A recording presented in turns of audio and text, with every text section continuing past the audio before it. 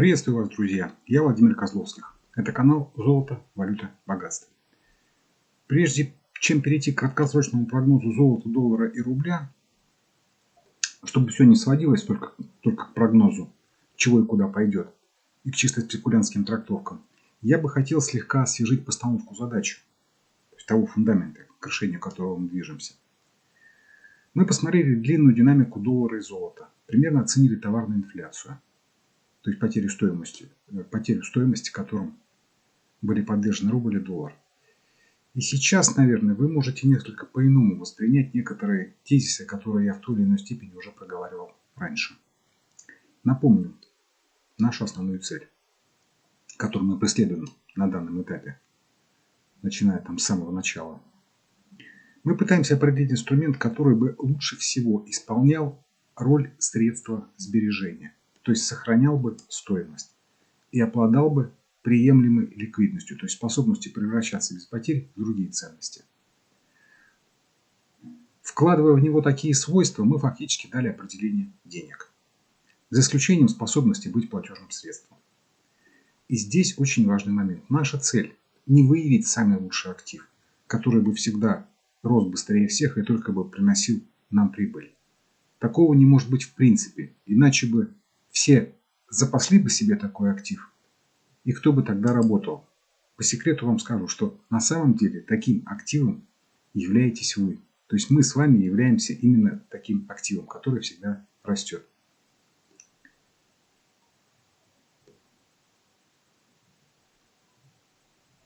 То есть речь на самом деле идет хотя бы о качественном сохранении стоимости, то есть покупательной способности.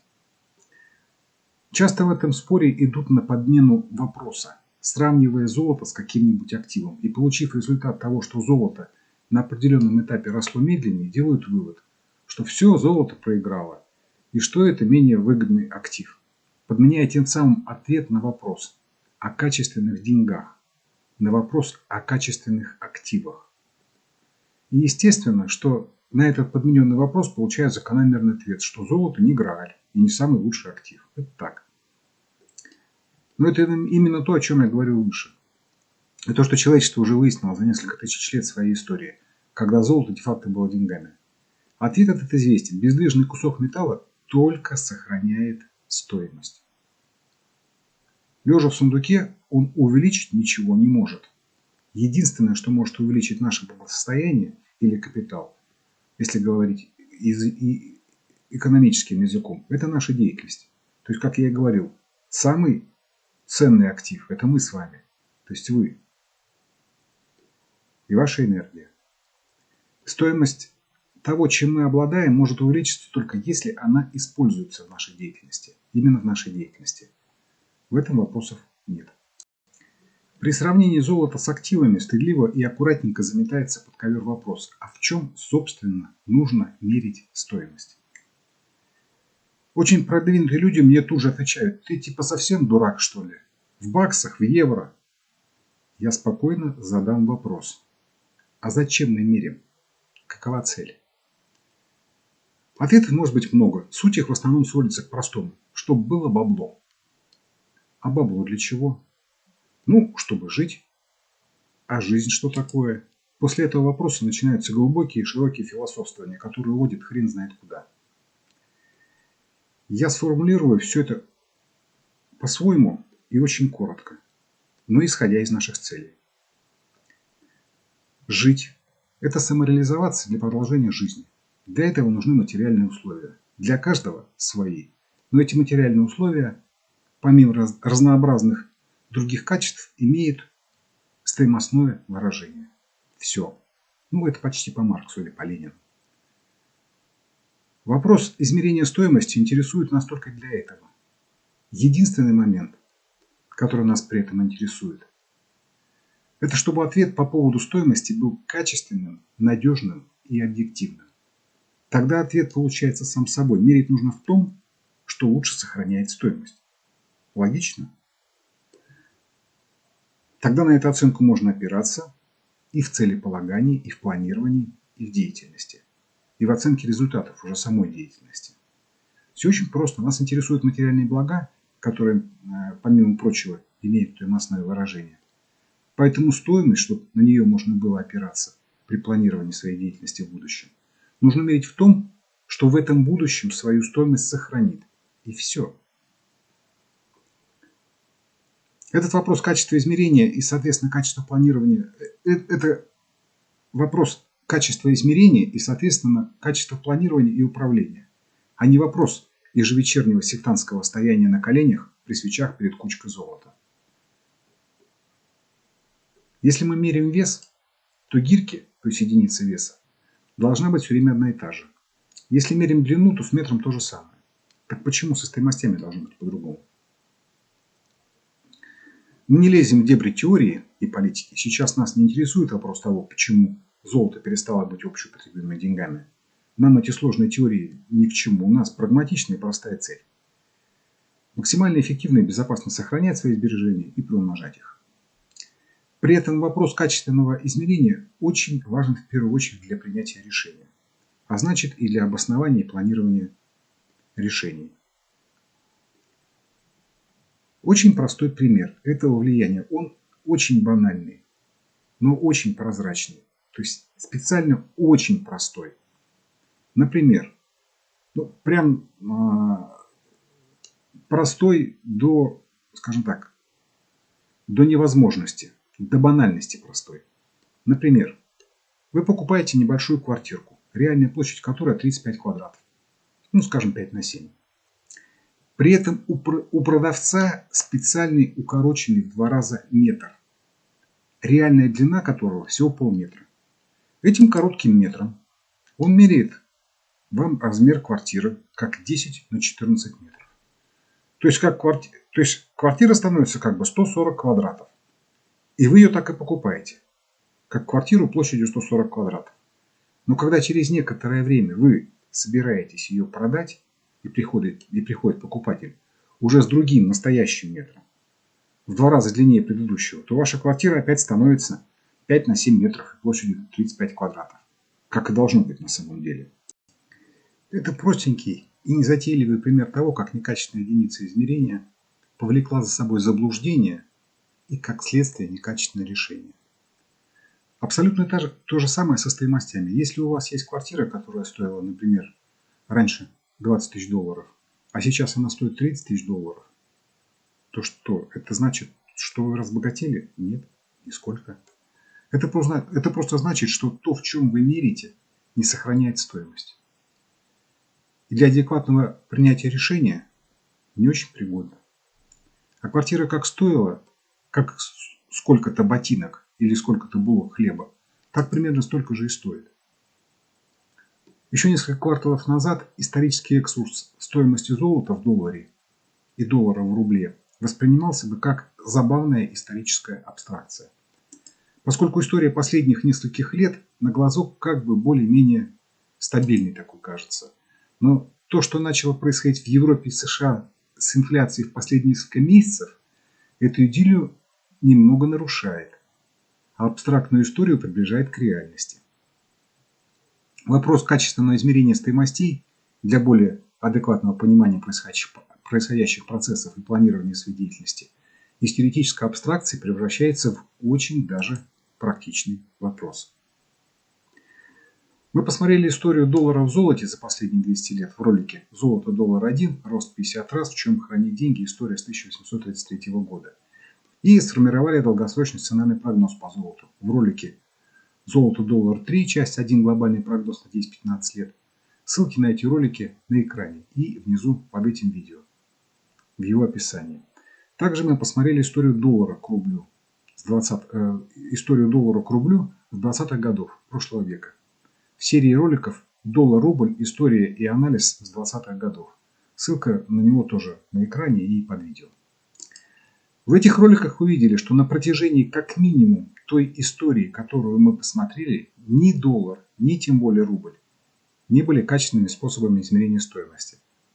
Те, кто внимательно смотрел предыдущие ролики, которые я сейчас упомянул, могли увидеть, что в долларе товарная инфляция за последние 50-60 лет была как минимум несколько десятков раз. А в рубле в последние 100 лет она была миллионы раз. Естественно, что это сильно затрудняет адекватность оценки происходящего. То есть, что считать за реальные изменения конъюнктуры, а что является просто проявлением инфляции. Зарабатывать, естественно, можно и на том, и на другом.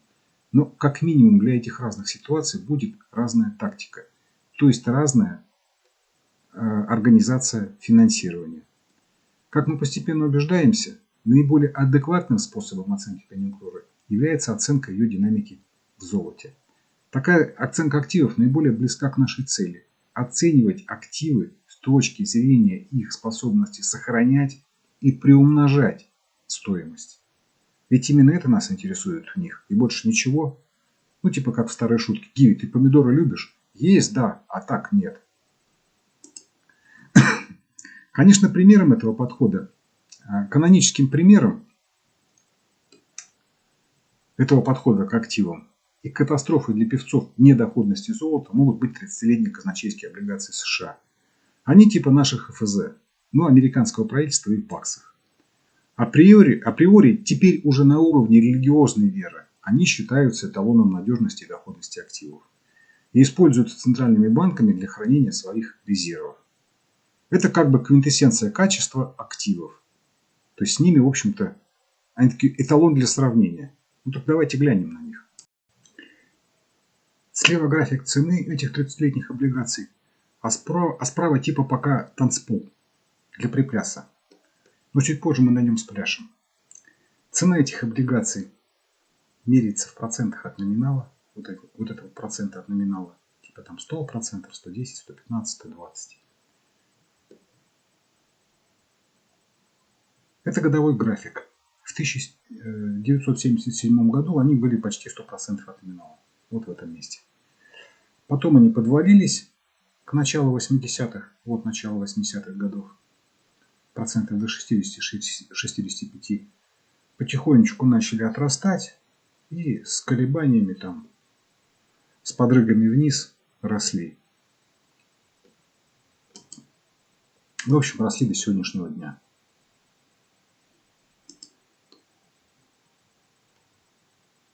Мы не будем лезть в нюансы того, что облигации гасятся по номиналу, то есть по 100%. И когда срок до их погашения уменьшается, то они начинают падать к своему номиналу.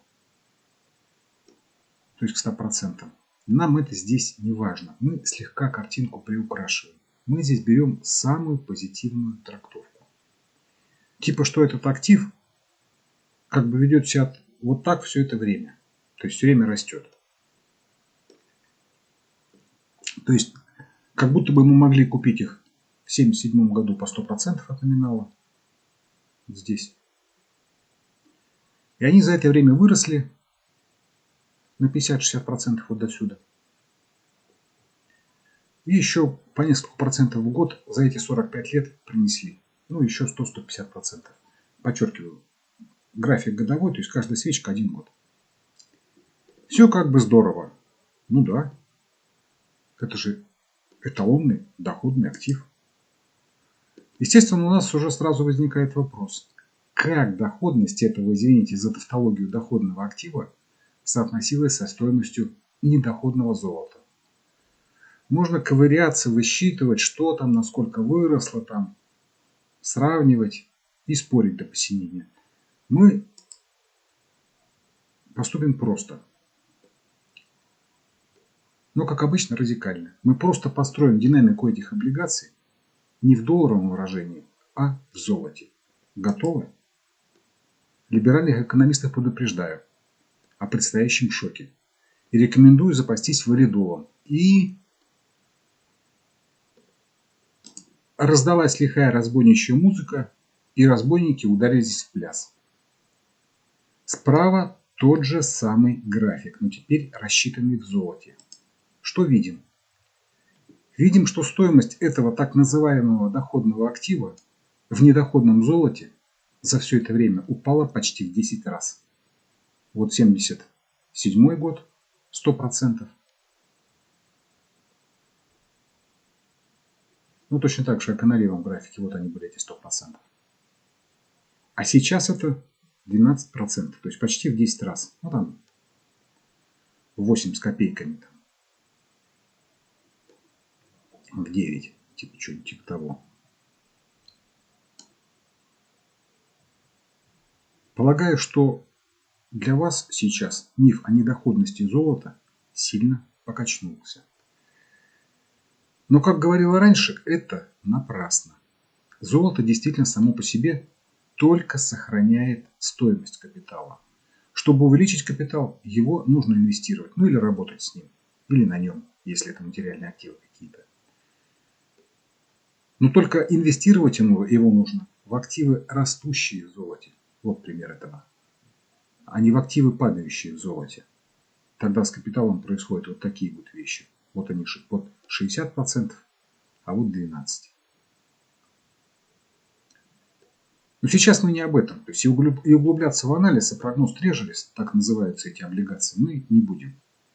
Я привел этот пример немного с другой целью. Я постепенно доказываю, что с нашей точки зрения, как мы обозначили требования к деньгам, золото все больше и больше подходит под эти требования. И на самом деле золото действительно недоходный актив, но инструмент, который только лишь сохраняет стоимость. Ну а так называемый трежерис, несмотря на свои хоть и небольшие, но проценты, эту стоимость, как видим, вот мы на что смотрим, не очень сохраняли. Особенно с начала 2000-х. Вот отсюда. Если мы взяли конкретную 30-летнюю бумагу и построили ее в золоте, то картинка была бы еще гнуснее. Привет нашему ЦБ. Циферки в бумажках растут, но только купить на них как золото, так и ботинков, и булков можно все меньше и меньше. Можно было все меньше и меньше. Эффект этот был завуалирован, залит рекламой и оттянут на светлое будущее. Судя по двузначной промышленной инфляции в Штатах и Европе, что это будущее наконец-то наступает. Типа как в рекламе Кока-Колы про праздник к нам приходит. То есть мы постепенно начинаем считать золото более качественными деньгами, чем фиат. По крайней мере, более качественными инвестиционными деньгами. Я постепенно доказываю и иллюстрирую мысль, что любой депозит, как и саму валюту, нужно рассматривать как инвестицию из золота. Я не говорю о повседневной жизни. Из повседневных расчетов золото, конечно же, надежно исключено. Иначе бы игра по отвязке валют от золота не получилась бы. Я имею в виду только средства, предназначенные для инвестирования, и резервы. Таким образом, фиатная валюта – это только краткосрочный посредник между реальными деньгами и приобретаемым активом. То, к каким финансовым результатам приводит то, что мы начинаем считать деньгами, по крайней мере инвестиционными деньгами золота, а не фиатной валюты, вы могли видеть в ролике «Золото-доллар 4», часть 2, как в 3 раза увеличить доходность, не меняя стратегию. Ссылка на этот ролик на экране и внизу под этим видео, в его описании. Гляньте, если не смотрели. Особенно акцентирую ваше внимание. Там две абсолютно одинаковые по ценам покупки и продажи прибыльные и обе прибыльные стратегии. Отличие только в том, что считается деньгами, то есть во что мы выходим из инвестиций. Там не игра на старых данных. Иллюстрируется не то, когда покупать и когда продавать, а то, во что выходить из инвестиций. Далее мы увидим, что аналогичную роль золото играет по отношению и к товарам, и к индексам, и к многому другому. И что отображенные в золоте, они показывают не только более адекватную и более информативную динамику, но еще и за несколько лет до графиков в фиатных валютах показывают приближающиеся неприятности, как это было в американской недвижимости. Причина этого понятна. Золото никто имитировать не может. Ну, по крайней мере, пока. И поэтому оно избавлено от субъективности. Об этом мы немного говорили в ролике «Золото-доллар 2. Связь золота с зарплатами, инфляцией, с энергетикой и циклами». Ссылка на него на экране и под видео в его описании. Частично тему лучшей предсказательности графика в золоте мы затрагивали в ролике «Как в 3 раза увеличить доходность инвестиций в недвижимость при помощи золота». Ссылка на нее тоже на экране и внизу под этим видео. Просматривая ролик про недвижимость, обратите внимание на то, в каком месте находится 2008 год на графике недвижимости в золоте, как, впрочем, и на рынке трежерис тоже. Вот 2008 год, вот 2009. Уже самый конец тенденции.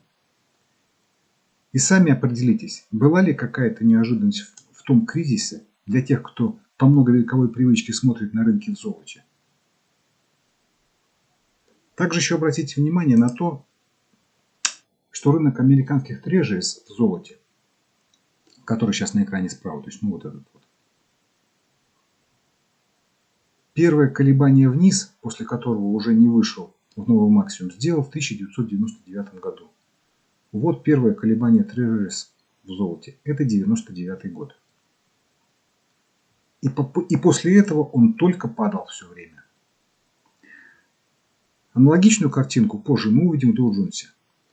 А рынок недвижимости, как вы могли видеть в ролике про недвижку, сделал такое колебание первый раз только в 2002 году. Вот здесь, то есть, было первое падение. И тоже после этого только падал. Здесь второе свойство отображения активов в золоте. Самыми первыми в золоте начинают падать облигации. Понимаю, что у вас возникает ощущение, что хозяева рынков играют с вами слегка нечестно, снабжая вас некачественной информацией. Типа либо не в той деньге, либо играют крапленными картами. Так мы поправим эту несправедливость. Так что поддержите нас, подпишитесь. В неравной, но героической борьбе с хозяевами рынков это, конечно, немного, но все же лучше, чем совсем ничего. И еще один лайфхак, заметка для тех, кто имеет интересы в международной недвижимости.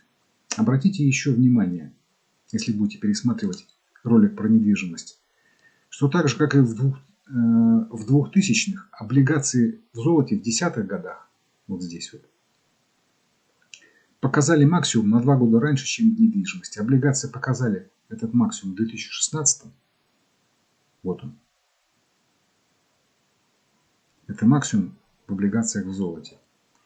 А недвижимость его показала только вот здесь, в 2018. И далее недвижимость в золоте, в отличие от облигаций, показала в 2021 году вот здесь отскок, примерно вот в это место. Ну, вы там увидите в том ролике. А облигаций нет. И продолжили падение. И падают сейчас. Это можно трактовать как предварительный сигнал к тому, что на рынке недвижимости США зреет какая-то бяка. Этот косвенный сигнал нельзя пока трактовать как сигнал к безусловной продаже недвижимости. Но наморщить лоб, подсобраться и посмотреть более внимательно на другие признаки смысл имеет. Естественно, если Америку зацепит по недвижке, то и мимо нас не проскочит. Наш рынок недвижки как в долларах, так и в золоте приостановил рост в прошлом месяце. Картинка облигаций в золоте отражает простой факт. В Штатах осенью выборы. А к ним сейчас уже созрела очень сочная инфляция. Если Байден ее не подавит до конца весны, то демократы выборы осенью проиграют разгромно. Тогда в следующие 2 года республиканцы Байдена так спеленают, что наезды на Трампа покажутся невинными шутками. Поэтому Байден сильно давит на ФРС, чтобы они подавили инфляцию. И быстро. А у ФРС давилка простая. Поднимать ставку или сжимать денежную массу. Это, естественно, тряхнет рынки. Масштаб встряса будет зависеть от сценария и темпа изменения ставок. В долларовом выражении приближение этих катаклизмов видно плохо, потому что это отображение больше показывает инфляционный рост всего. А вот в золоте, поскольку оно не инфляционно, это видно лучше. Это его свойство проявляется во всех рынках. Мы это постепенно увидим. В следующих 3 роликах корректировка краткосрочного прогноза по золоту в долларе и краткосрочный прогноз на 3-6 месяцев по доллару к рублю и золоту в рубле. Эти 2 прогноза я делаю раньше глобальных прогнозов. Но этого требует рынок. Как раз сейчас там появились новые критерии формирования тенденций, и их нужно побыстрее вам дать и прокомментировать пораньше, пока они не начали реализовываться. Если вам интересно, поддержите нас, пишите, пожалуйста. Засим желаю всем ясности, спокойствия и уверенности. И до встречи на нашем канале.